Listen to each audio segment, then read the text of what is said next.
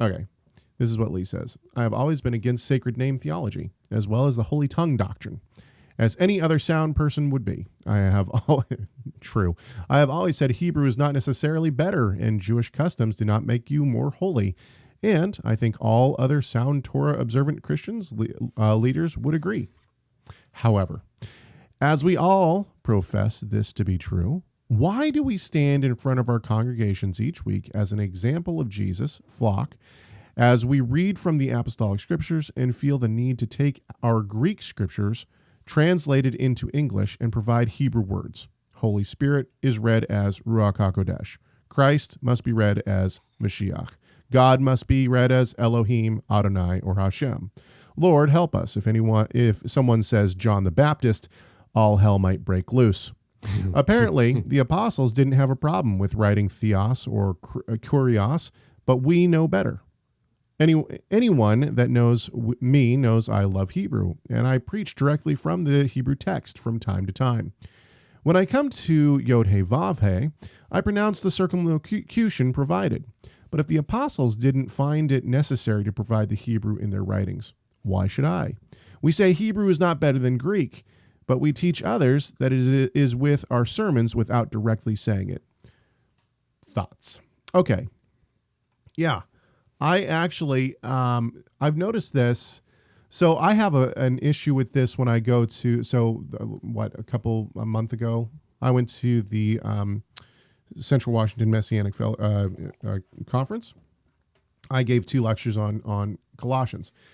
And it's interesting because at the church that I co-pastor, I interchange Jesus and Yeshua, and I interchange Christ and Messiah.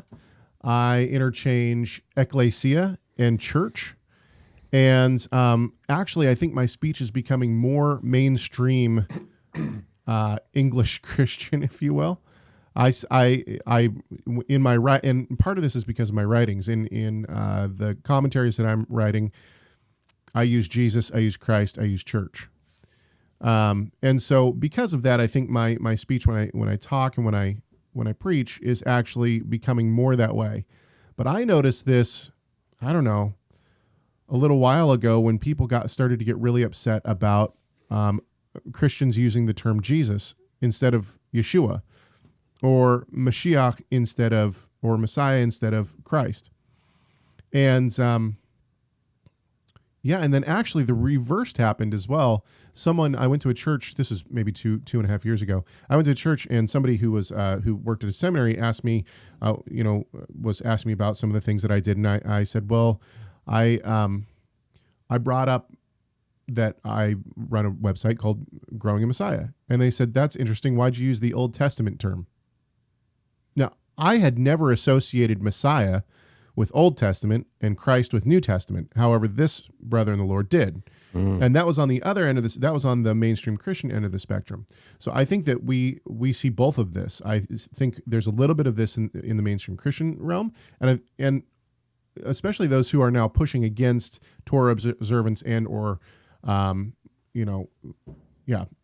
Hebrew root, Messianic, all that kind of stuff. People who are pushing against that oftentimes are going to push against words like Yeshua and Messiah and want to use words like Jesus and Christ. So here's my question to you, Rob. Do you think that it's more of a sacred name in terms of Hebrew is better? Or do you think it's I'm trying to stay in my category. I'm trying to stay in my, I'm trying to define myself. Do you think that the words that we use are defining us? Or do you think that they are trying to say that Hebrew is better? Cool. Good question. And yeah, I really liked Lee. He's a good writer, but I mean, I like how he put all those thoughts together and set it out. I agree. I think the way I look at it, I agree with Lee's, basic point. And how I view it is that it's part of the package, right? I mean, it's part of our large vocabulary, and it's good to say Jesus. It's good to say Yeshua, in my opinion. It's good to say Messiah. It's good to say Christ. These are all, I mean, I think it's in John, right? John uses the word Messiah or Christ, and then says, we have found the Messiah. That is The Christ. the one that is interpreted Christ.